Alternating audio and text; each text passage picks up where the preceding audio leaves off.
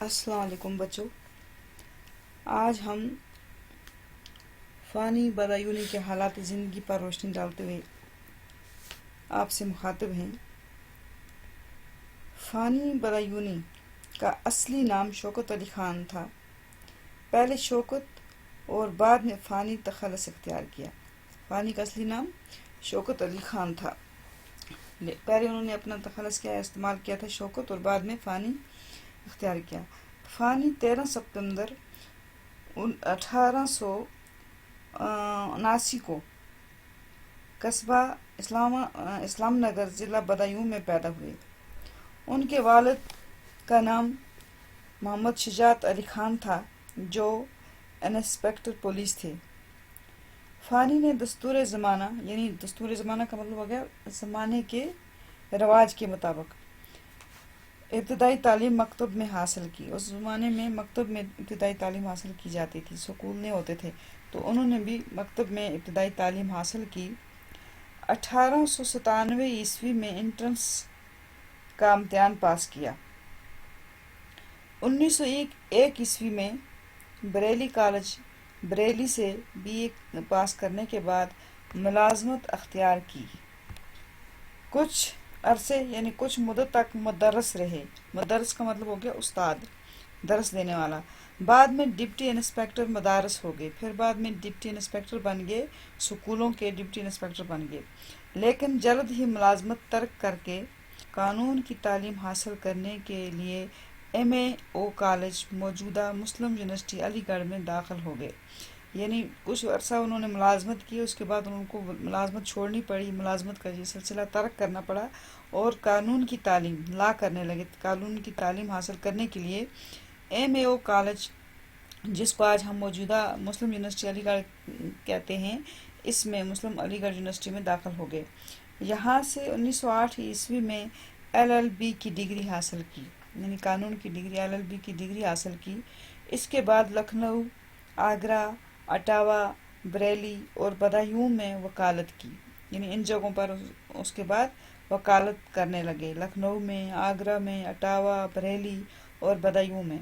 لیکن فانی کو وکالت سے بھی دلچسپی نہ تھی، ان کو اس پیشے سے بھی دلچسپی نہ تھی، اس لیے اس پیشے میں انہیں کامیابی نصیب نہ ہوئی۔ اس پیشے میں ان کو زیادہ دلچسپی نہ تھی، اس لیے کچھ کامیابی بھی حاصل نہ ہوئی۔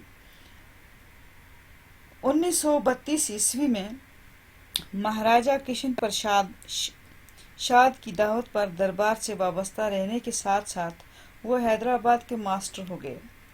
فانی کے آخری ایام بڑی اسرت، تنگ دستی اور پریشانی میں گزرے، یعنی ان کی زندگی کے آخری ایام جو تھے، آخری دن جو تھے، وہ بڑی تنگ دستی میں گزرے، غربت میں گزرے۔ ان کی صحت روز بروز گرتی گئی، ان کی بڑی پریشانی، صحت کی پریشانی تھی، ہر لحاظ سے وہ پریشان رہے۔ اور دوسری بات تھی، سب سے بڑی چیز تھی جو ان کی صحت تھی، وہ ٹھیک نہیں تھی۔ کہتے ہیں کہ تندرستی 1000 نعمت ہے، لیکن جب صحت ہی نہیں تھی، اس وجہ سے ان کو تنگ دستی، پریشانی اور اسرت کے دن دیکھنے پڑے۔ بالآخر 27 اگست 1941 کو وطن سے سینکڑوں میل دور حیدرآباد میں اس جہاں فانی کو الوداع کہا اور دیار غیر میں سپرد خاک ہوئے، یعنی دوسری جگہ پر جا کر ان کا انتقال ہو گیا۔ اپنے گھر سے سینکڑوں میل دور ایک جگہ پر حیدرآباد میں ان کا انتقال ہوا۔ بدایون میں پیدا ہوئے اور حیدرآباد میں ان کا انتقال ہوا، اور وہاں ہی ان کو سپرد خاک کیا گیا، یعنی دفنایا گیا۔ فانی کا یہ مقطع ان کی زندگی پر صادق آتا ہے۔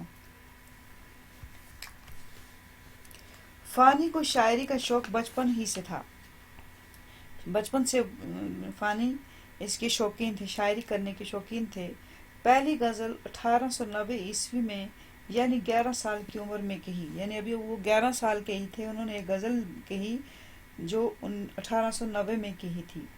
والد شاعری کے خلاف تھے، فانی کے جو والد تھے وہ شاعری کرنے کے خلاف تھے، اس لیے فانی چھپ کر شعر کہتے تھے۔ فانی جو تھے وہ اپنے باپ سے چھپ کر شعر کہتے تھے۔ وہ کسی استاد سے اپنے کلام پر اصلاح بھی نہ لے سکے، یعنی اس وجہ سے وہ اپنے باپ سے چھپ کر شاعری کرتے تھے، شعر کہتے تھے، اس وجہ سے وہ کسی صحیح استاد کے پاس بھی اصلاح کے لیے نہ جا سکے۔ زیادہ تر کلام تلف ہو گئے، یعنی ان کا جتنا زیادہ تر کلام جو تھا چھپا نہیں، مطلب چھپ چھپ کے وہ شاعری کرتے تھے، اس لیے ان کا کلام چھپ بھی نہیں سکا اور تلف ہو گیا، یعنی ضائع ہو گیا۔ جو کچھ بچا وہ باقیات فانی کے نام سے شائع ہوا۔ اگر ان کا کچھ کلام بچ گیا وہ کس کے نام سے شائع ہوا؟ باقیات فانی، اس کا نام انہوں نے کیا رکھا تھا؟ باقیات فانی، کیونکہ ان کا زیادہ تر کلام تلف ہو گیا تھا۔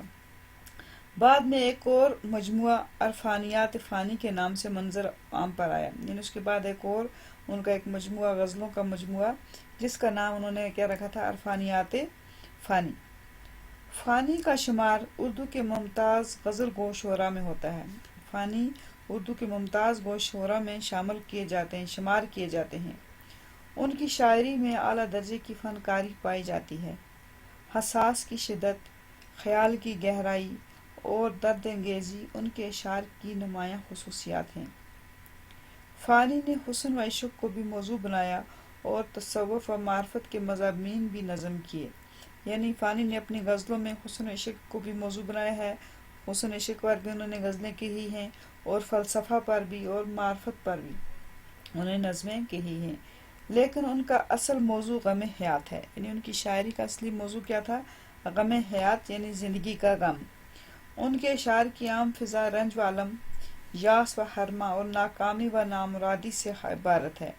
ان کے اشعار جو ہیں فانی کے، ان میں زیادہ تر کیا ملتا ہے ہمیں؟ رنج و علم کے احساس ہوتا ہے، یاس و حرمہ، ناکامی و نامرادی وغیرہ۔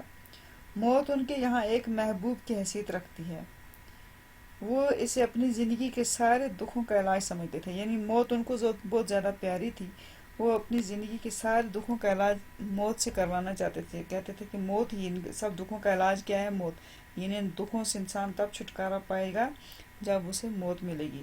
اس خصوصیت کی بنا پر اکثر فانی کو یاسیات کا امام کہا جاتا ہے، اکثر ان کو کس کا امام کہا جاتا ہے؟